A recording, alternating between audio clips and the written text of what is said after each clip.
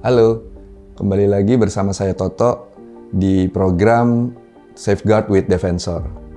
Video ini adalah salah satu rangkaian dari 4 episode video tentang ransomware. Kita membahas tentang apa itu ransomware, detail bagaimana dia bekerja, lalu bagaimana kita bisa menanggulangi terhadap serangan atau insiden ransomware dengan lebih baik.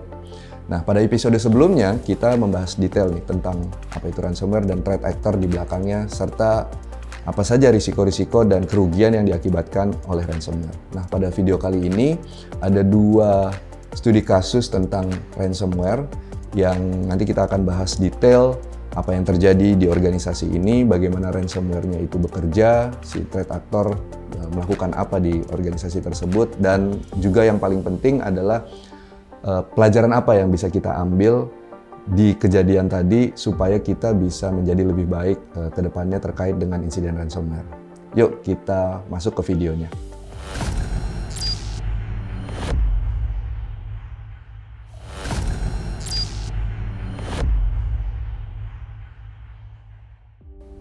Oke, sekarang kita kenalan lagi nih. Nama saya Toto. Saya berkarir di dunia IT security industry sudah lebih dari 2 dekade. Saat ini saya sebagai Presiden Director di Defensor sejak 2015. Kalau kita bicara pendidikan, saya sarjana komputer dari Perbanas tahun 1999, lalu saya melanjutkan kuliah di Magister Komputer Universitas Budi Luhur. Saya lalu melanjutkan kuliah lagi Magister Komunikasi di The London School of Public Relations. Lalu saya kuliah lagi S2, ambil Master of Business of Administration dari Universitas Gadjah Mada. Lalu saya kuliah lagi di BINUS, Bina Nusantara University, ambil Doctor of Research in Management, dan saat ini saya masih kuliah di National University of Singapore. Saya juga memegang 2 sertifikasi profesional terkait dengan IT security, yaitu CISA, Certified Information System Auditor, dan CISSP, Certified Information System Security Professional sejak 2008. Kalau teman-teman yang bergerak di IT security biasanya tahu ya 2 sertifikasi ini. Oke, sekarang kita membahas beberapa kasus yang terjadi terkait dengan insiden ransomware. Oke, sebelumnya saya mesti kasih disclaimer dulu nih. Jadi, case yang akan kita bahas ini sebenarnya adalah lebih ke hypothetical study, di mana ini bukan real condition yang benar terjadi, tapi merupakan kumpulan dari beberapa case yang kita buat hipotesanya. Sehingga ini adalah kumpulan case yang memang sudah terpublikasi sebelumnya, yang dijadikan case study, juga pengalaman kami di Defensor dalam melakukan insiden respon terkait dengan ransomware. Oleh karena itu, tidak ada data atau informasi spesifik terkait satu organisasi yang ada dalam video ini. Ada beberapa kasus insiden ransomware yang kami rangkum untuk kita bedah nih, bagaimana insiden ransomware itu terjadi, asal muasalnya dari mana, apa yang dilakukan sama si threat actor, dan ujungnya adalah apa yang kita bisa tarik pelajaran dari kejadian tersebut, apa yang sudah bagus atau apa yang perlu di-improve. Jenis insiden yang pertama kita sebut aja, atau saya kasih judul, serangan ransomware yang masif. Jadi ini adalah serangan ransomware yang terjadi di sebuah organisasi di mana korbannya atau host yang terdampak cukup banyak. Nah, jenis insidennya adalah Windows ransomware. Maksudnya berarti ini ransomware-nya mentargetkan atau menginfeksi dan mengencrypt operating system Windows atau file-file yang berada di operating system Windows. Yang terlibat adalah Play dan Lockbit, yaitu ransomware Play dan ransomware Lockbit. Dampak insiden, jadi ada lebih dari 300 server yang terdampak, maksudnya terencrypt, dan lebih dari 1000 workstation juga yang terencrypt. Berdasarkan investigasi, insiden response dan forensik, ada traffic data cukup besar keluar, makanya kita sebut data exfiltration atau kebocoran data pada saat insiden terjadi. Waktu pemulihan untuk infrastruktur kritis, maksudnya host-host yang critical infrastructure yang related into the business, itu 2 minggu. Jadi teman-teman bisa bayangin 2 minggu personel IT dan banyak orang di organisasi ini nggak pulang. Jadi karena infrastruktur kritisnya kan harus up ya, karena bisnis harus get back as soon as possible. Makanya dalam 2 minggu mereka kerja keras nih untuk bisa pulih kembali sejak dari insiden ransomware ini. Waktu pemulihan total 40 hari, meaning semuanya bisa balik into the business normal 100% selama 40 hari. Kita lihat alur insidennya. Pertama, threat actor itu mengeksploitasi salah satu server yang bisa diakses dari publik. Jadi ini ada salah satu server di organisasi tersebut yang bisa diakses oleh publik dan bisa dieksploitasi. Jadi nggak keblok sama perimeter security device-nya mereka. Jadi ada server yang tereksploitasi. Ketika mereka sudah mengeksploitasi dan take over satu server tersebut, saya nggak perlu kasih tahu jenis vulnerability dan exploit-nya, tapi intinya ada server yang bisa dieksploitasi. Kita bisa macam-macam server yang bisa dieksploitasi, web server, lalu ada kelemahan di web application atau di aplikasi web servernya, sehingga bisa di-exploit dan ada remote command, itu juga bisa terjadi. Tapi poinnya, ada satu server di sini yang di-take over oleh si attacker ya. Nah, karena dia udah take over satu sistem di sini, si threat actor atau si attacker melakukan vulnerability scanning ke semua host yang ada di organisasi tersebut. Jadi, dia lakukan VA, vulnerability scanning, lalu ketemu nih ada satu server yang bermasalah. Jadi server ini, internal server ini ketika di yang nomor 3 ini, step nomor 3, internal server ini nggak di-patch. Jadi dia bisa dieksploit dari sesama server yang lain karena dia nggak kelihatan nih dari internet gitu. Jadi ini internal server. Nah, setelah dia exploit satu internal server yang ada di sini, lalu threat actor melakukan credential dumping untuk dapat admin user hash. Jadi ada teknik namanya pass the hash. Pass the hash itu adalah teknik yang memungkinkan attacker mengautentikasi remote server atau service menggunakan underlying NTLM infrastructure. Jadi ini ada kelemahan kelemahan di NTLM dan LANman. Jadi si attacker itu bisa pakai hash dari NTLM ketimbang dari username dan passwordnya. Jadi makanya disebut dengan pass the hash. Ini ada kelemahan di implementasi NTLM atau LANman. Nah, jadi si attacker itu nggak perlu tahu username, password, plain text-nya karena dia dapetin hash dari si password yang ada di server tersebut. Nah, ketika dia melakukan teknik pass the hash, kebetulan internal server ini secara network bisa connect ke domain controller nih teman-teman. Kalau yang tadi di sini dia nggak bisa connect ke domain controller yang dia exploit yang ada di internal server environment ini. Server yang kedua ini dia bisa connect ke domain controller nih. Dan dia jadi connect ke domain controller pakai metode pass the hash. Kayaknya si domain admin juga pernah login ke internal server ini sehingga si attacker-nya bisa lakukan teknik pass the hash untuk login ke domain controller. Nah, ketika si domain admin bisa login ke domain controller, makanya di nomor 6 ini domain controller-nya telah terkompromis nih jadinya. Nah, ketika dia domain controller terkompromis, si attacker jadinya menggunakan privilege atau kredensialnya domain admin. Dia yang pertama kali dilakukan biasanya adalah update policy untuk disable antivirus nih. Jadi dia juga disable antivirusnya si antivirus server atau antivirus console. Saya nggak perlu sebut mereknya, tapi si antivirus ini di take over konsolnya karena dia sebagai domain admin ya bisa login ke konsolnya ini. Lalu dari konsolnya antivirus tadi dia mendisable semua antivirus agent di sini. Jadi disable antivirus agent.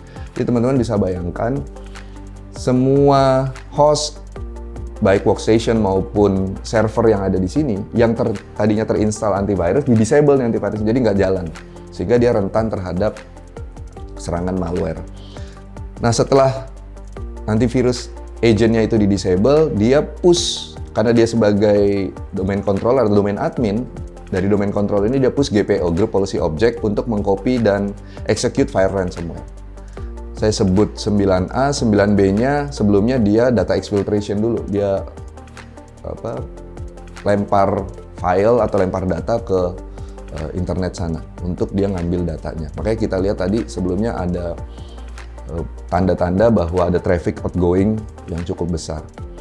Nah, ketika sudah push GPO dan push GPO-nya isinya adalah kirim file dan execute file ransomware, ya udah selesai. Di sini semua ke encrypt.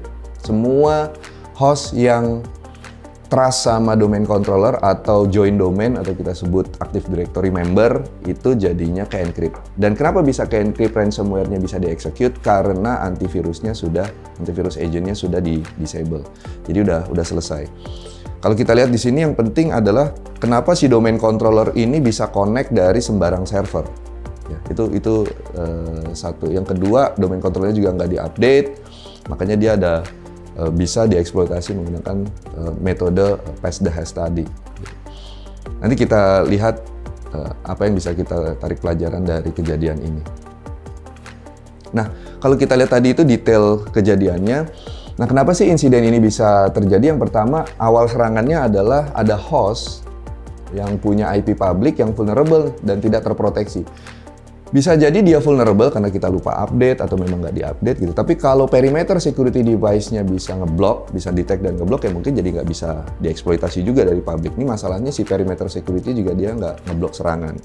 Lalu, bagaimana ransomware itu menyebar? Pakai kredensial administrator, jadi ada RDP login ya dari si server yang tadi di take over ke domain controller, ada RDP login, dan lagi-lagi nggak protect sama perimeter security device. Kebetulan ini segmennya beda. Harusnya domain controller itu hanya boleh di connect pakai RDP oleh host-host yang memang trusted, gitu. Misalnya jam host, privileged access management, atau dari IP-nya si laptop administrator yang memang udah spesifik.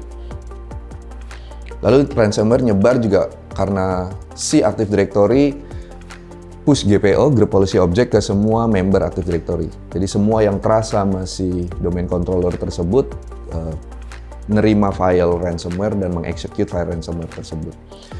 Yang membuat insiden makin parah adalah endpoint security-nya nggak block ransomware dan di shutdown. Gitu. Jadi endpoint security console atau servernya dia nggak ngeblok ransomware-nya nih kebetulan. Dan dia juga bisa di shutdown sembarangan. Gitu. Jadi bahkan konsolnya juga ikut re-encrypt kemarin.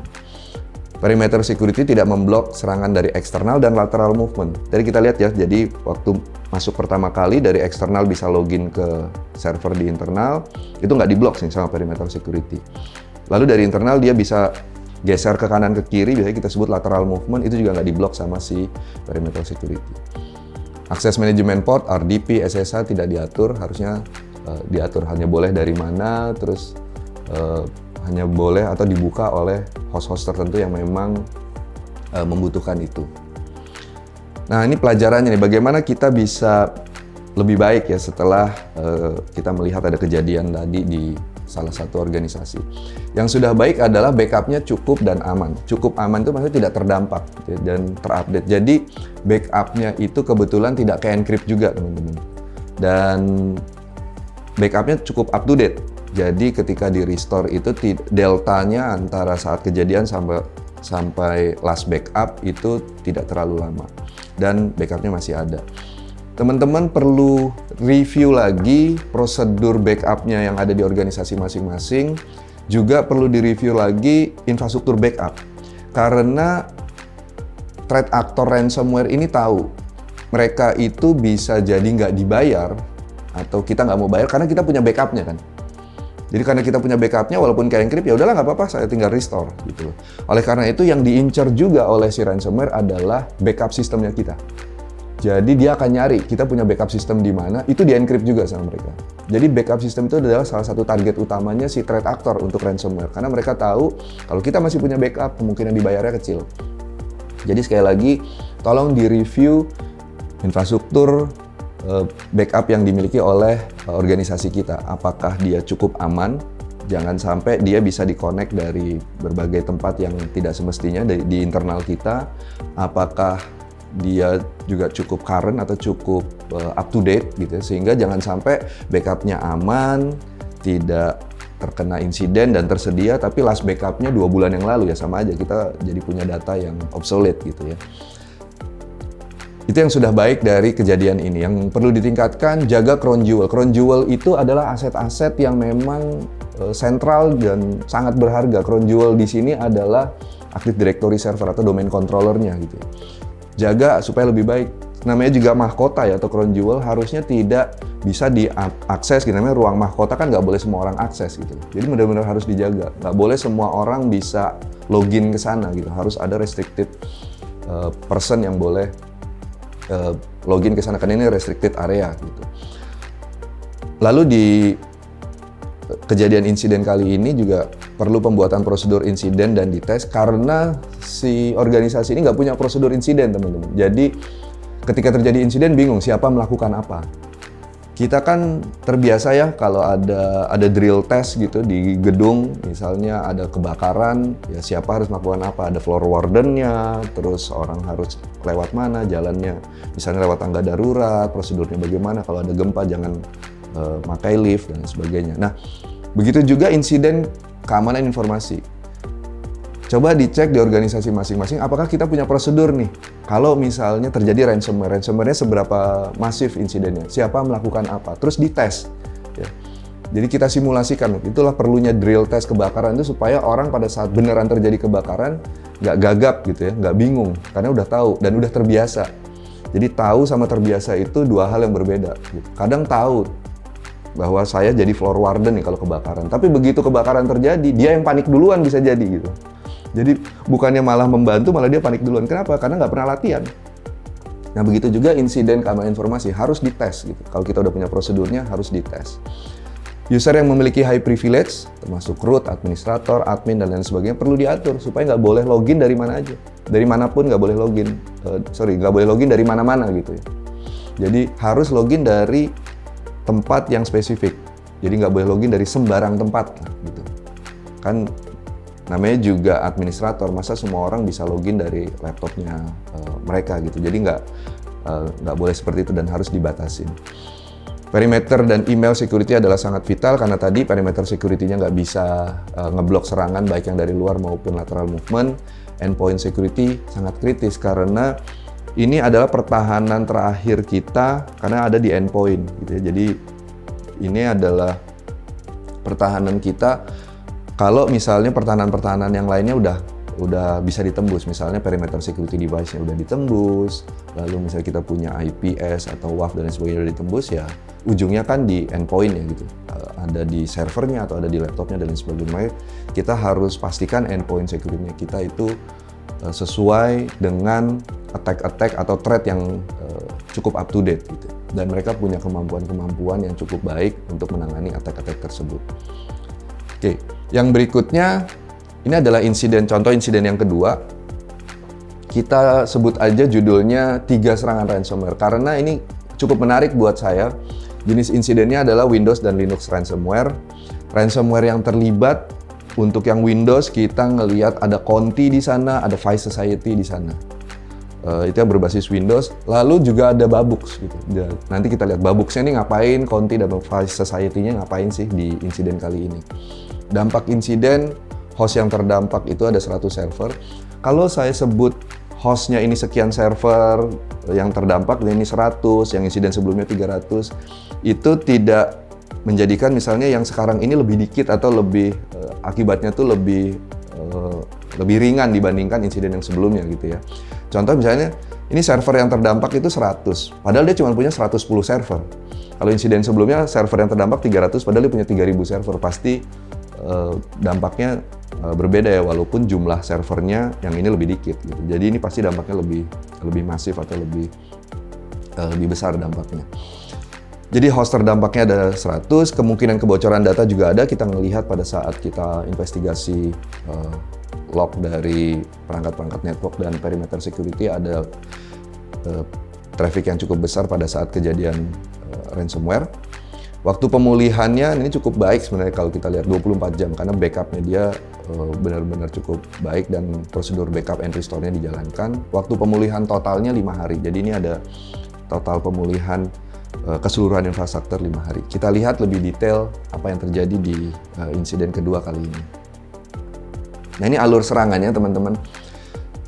Ini agak beda nih sama yang pertama. Jadi pada insiden kali ini penyerang menggunakan VPN user yang bocor di dark web. Jadi waktu kita lihat alur pertama kali serangan di alur serangan tadi, pertama kali yang terjadi adalah ada user VPN yang connect dari luar negeri. Padahal mereka nggak pernah nih ada user yang dari luar negeri. Jadi ada user connect VPN dari IP luar negeri. Nah setelah kita cari sebenarnya user ini account-nya username password VPN-nya bocor di luaran sana. Nanti kita cerita kenapa sih bisa bocor dan itu juga harus jadi perhatian kita juga. Intinya ada satu user yang VPN usernya atau ada satu orang yang VPN usernya, account VPN-nya dipakai untuk login. Lalu dia ya akhirnya berhasil login ke internal dan dia lakukan scanning. Tekniknya sama, dia lakukan scanning ke internal network, lalu dia dapat satu server yang bermasalah, dia connect atau dia eksploitasi internal server tadi yang bermasalah. Nah, bedanya di sini dia melakukan credential dump. Ada beberapa tools kayak Mimikatz gitu ya, untuk bisa melakukan credential dump di salah satu server. Lalu ketika dia dapat credential dump, berarti dia bisa login. Nah, kebetulan credential yang dia dapatkan ini ada dua ya toolsnya, ada bisa pakai Mimikatz, juga bisa pakai Cobalt Strike gitu. Dia juga dapat account domain controller atau domain admin, sehingga dia bisa login ke domain controller sini. Nah, ketika dia login ke domain controller, ini sebenarnya udah separuh game over gitu. Jadi dia udah bisa dapat crown jewel-nya. Nah, ini yang agak unik. Jadi dia masih sama sebenarnya, dia connect ke antivirus server, dia disable antivirus agent. Nah, dia push GPO dan transfer file ransomware-nya, Conti dan Vi Society. Jadi dia split sebenarnya. Kita nggak tahu motivasinya si attacker kenapa dia split sebagian Conti, sebagian Vi Society. Karena ini cukup random. Maksudnya cukup random itu bukannya Conti hanya server aja, Vi Society hanya di workstation, enggak. Jadi memang cukup random. Saya menduga ini ransomware as a service. Jadi si threat actor-nya beli ransomware as a service dari Conti dan dari Vi Society. Gitu. Jadi dia tahu lingkungan internalnya si organisasi ini, dia ransomware as a service dari Conti dan Vi Society, ya dia jalanin dua tools itu. Mana yang dapat lah gitu. Nah, ketika itu dijalanin ya udah game over, ini ke encrypt. Nah, bedanya dari yang sebelumnya, oh ya ini juga tetap ada data exfiltration-nya, kita ngelihat ada traffic yang besar. Beda dari sebelumnya adalah dia juga akses ke salah satu jam host PC nih, teman-teman, yang ada di sana, yang ada di organisasi. Nah, di jam host PC ini dia detect ya ada jam host PC. Di jam host PC ini ada kredensial yang dia dapat dari browser. Jadi browsernya itu nyimpen kredensial untuk login ke virtualization. Jadi VM hypervisor di sini. Jadi si adminnya biasanya login ke jam host PC untuk login ke VM hypervisor nih di sini. Oleh karena itu dia bisa login ke VM hypervisor, dia shutdown, terus dia jalanin Babux di sini. Oke, di sini ada Babux ransomware tadi. Jadi Babuxnya itu untuk mengencrypt semua hypervisor yang ada di organisasi tersebut. Jadi teman-teman bisa bayangkan kalau hypervisornya di-encrypt, ya semua operating system, guest operating system yang running on top of hypervisor itu ya ke-encrypt juga, jadi nggak bisa hidup lagi. Disasternya lumayan bikin pusing. Jadi selain semua hostnya ter-encrypt, juga semua hypervisornya ke-encrypt. Nah, kenapa sih insiden ini bisa terjadi? Yang pertama, VPN menggunakan account user yang bocor di dark web. Nah, saya mau cerita dikit. Kadang banyak kredensial dari organisasi kita yang bocor di luaran sana, dan itu bukan salahnya kita, teman-teman. Jadi misalnya gini, saya punya account username password di emailnya Defensor. Lalu saya juga punya account di beberapa, misalnya marketplace atau beberapa portal-portal yang lain. Misalnya ada marketplace A. Saya punya account di situ, username dan password. Username passwordnya aman, tapi si marketplace ini dibobol orang. Dibobol orang dan dapat ini username dan passwordnya kita di marketplace tersebut. Kita kan nggak salah kan, yang salah si marketplace-nya ini atau si portalnya ini. Nah, biasanya si cyberkriminal ketika dia membobol data gitu, ada username dan password, ada nama kita, ada tanggal lahir dan sebagainya, terserah data yang kita supply di portal tadi, ya dia jual di internet sana, di darknet sana. Nah, sehingga kita jadi korban kan, username password kita untuk login ke portal atau marketplace tadi jadi diketahui orang gitu, karena kelemahan si marketplace. Yang jadi masalah adalah kalau username dan password kita di portal tersebut sama nih, sama username dan password kita di organisasi kita. Jadi kalau loginnya saya di portal XYZ itu username dan passwordnya sama seperti loginnya saya di Defensor. Nah, ketika si portal XYZ dijebol orang dan orang jadi tahu username dan password saya, jadi bisa login dong di account saya yang ada di Defensor. Nah, inilah yang biasa dilakukan oleh cyberkriminal. Jadi sebelum kalau dia targetin satu organisasi, sebelum dia nyerang, dia cari dulu nih, ada nggak kredensial terkait organisasi tersebut, user-usernya gitu ya, yang sudah bocor duluan di luar sana. Sekali lagi, bocornya bisa macam-macam, dan bisa jadi itu memang bukan salahnya kita, bukan salahnya si user juga, portal tempat dia misal bertransaksi atau dia punya account di situ dijebol, atau bisa juga dia login sembarangan, dia login di laptop anaknya ada malware di situ yang nggak ke-detect, ada keyloggernya, sehingga username dan passwordnya juga di harvest ya, dipanen sama si attacker tadi. Jadi si threat actor ketika mentargetkan organisasi kita secara spesifik, ketimbang dia coba exploit, dia mendingan cari dulu nih di darknet. Apakah kita punya account-account yang bocor di luar sana? Kalau punya, ya udah dia coba. Ini yang terjadi di kasus ini. Dia coba user VPN yang bocor di luar sana. Sekali lagi teman-teman perlu lihat nih, apakah ada username dan password kita yang udah bocor di luar sana. Teman-teman bisa akses, ada website nanti Have I Been Found, nanti ada di bawah sini URL-nya, untuk cek apakah email kita tuh pernah bocor di luar sana. Nah, itu tadi awal serangannya VPN-nya bocor, lalu bagaimana ransomware menyebar? Dia pakai administrator kredensial, tadi session administratornya bisa dipakai. Lagi-lagi ada RDP login, push GPO, dan shutdown juga ke VM machine dan enkripsi file-file untuk virtualisasinya. Yang membuat insiden makin parah, endpoint security nggak detect, lagi-lagi perimeter security nggak mencegah lateral movement intersegment attack. Jadi antar satu segmen dengan segmen yang lainnya masih terbuka gitu ya. Jadi ada perangkat perimeternya tapi policy-nya tidak dibuat dengan baik. Ini juga salah satu masalah, satu user administrator digunakan atau diketahui oleh banyak personil IT. Jadi ketika kita tanya, ini kenapa ada administrator masih login, sessionnya nggak diputus atau nggak logout gitu. Terus siapa nih administrator yang login? Ternyata ketika diinvestigasi, mereka bilang, ya yang tahu username dan password administrator kan ada banyak, Pak. Gitu kan? Kamu juga tahu. Jadi kita nggak tahu nih orangnya yang login siapa, karena semuanya pakai username password administrator, login ya passwordnya sekian gitu. Harusnya itu dibedakan.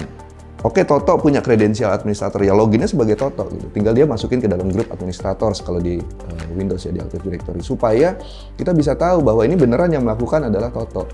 Kalau satu user dipakai rame-rame, ketika user tersebut dia melakukan sesuatu, kita nggak tahu orangnya yang melakukan siapa. Karena kan semua orang bisa bilang, ya kamu kan juga tahu password dari user tersebut.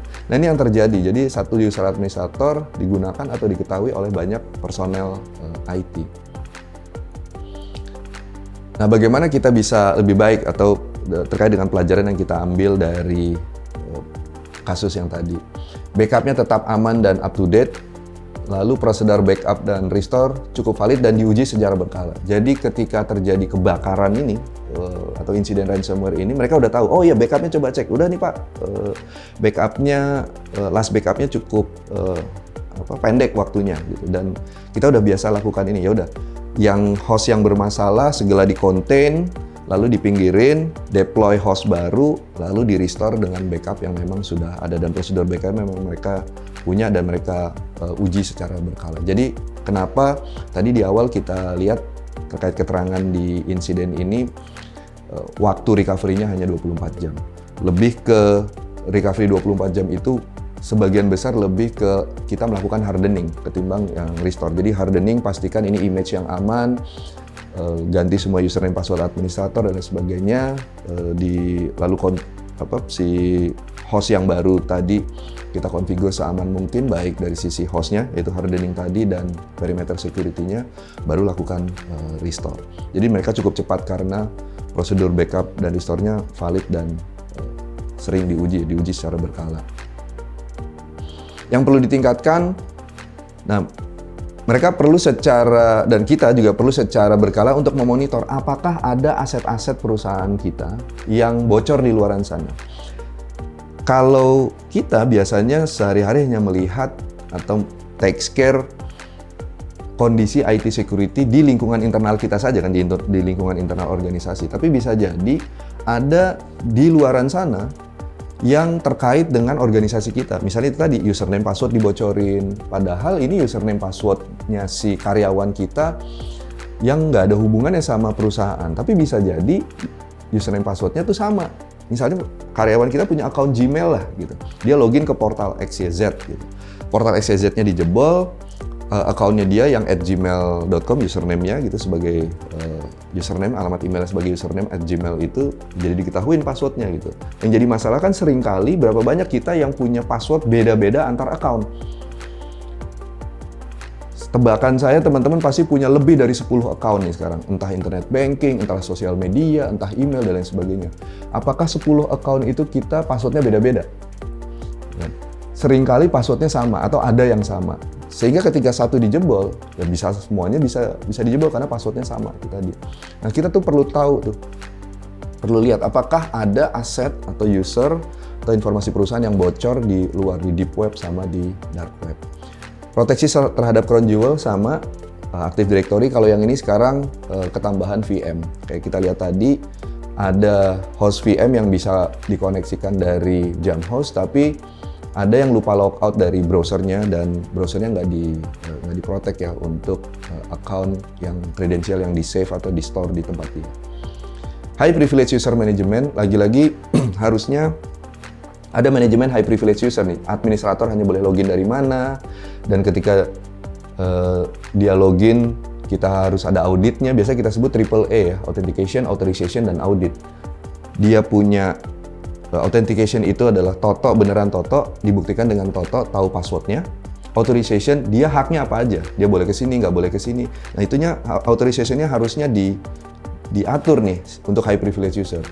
Toto memang admin, tapi dia administrator network, ya udah dia nggak boleh login ke server misalnya.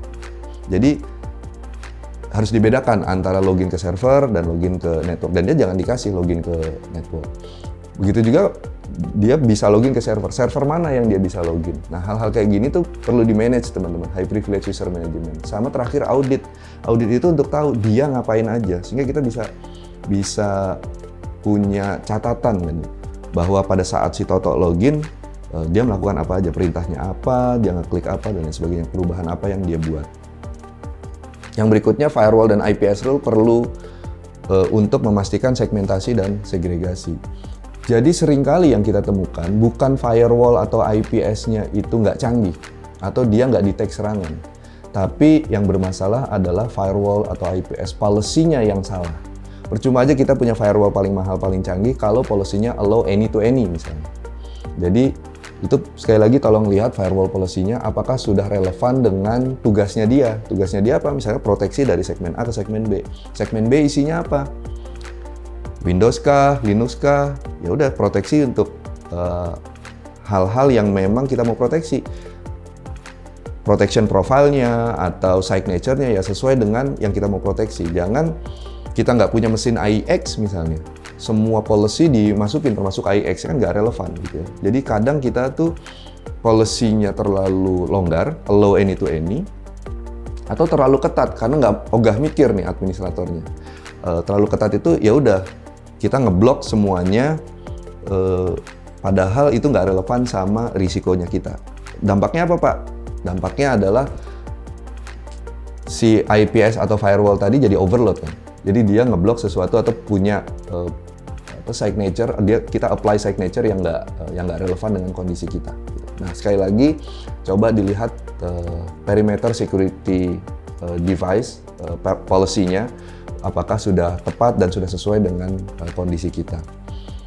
Yang terakhir, kontrol terhadap remote access, yaitu remote access atau VPN, SSH, RDP, dan lain sebagainya, supaya bisa lebih aman, baik itu teknologi maupun usernya. Jadi mesti dilihat nih, kayak contoh tadi, ada user yang connect VPN dari luar negeri. Harusnya ada pencegahan ya di VPN servernya, supaya kalau memang ini yang connect ke VPN hanya user-user dari Indonesia, ya IP dari luar Indonesia harusnya bisa diblok gitu. Kurang lebih itu pelajaran yang bisa kita ambil dari insiden di kasus yang kedua ini.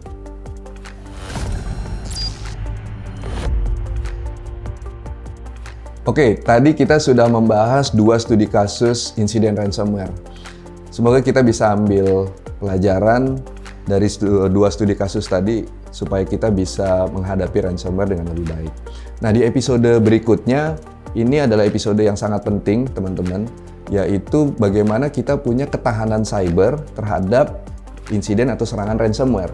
Jadi nanti kita akan membahas framework dan apa yang harus dilakukan supaya organisasi kita punya cyber resiliency atau ketahanan cyber terhadap lebih spesifik insiden atau serangan ransomware.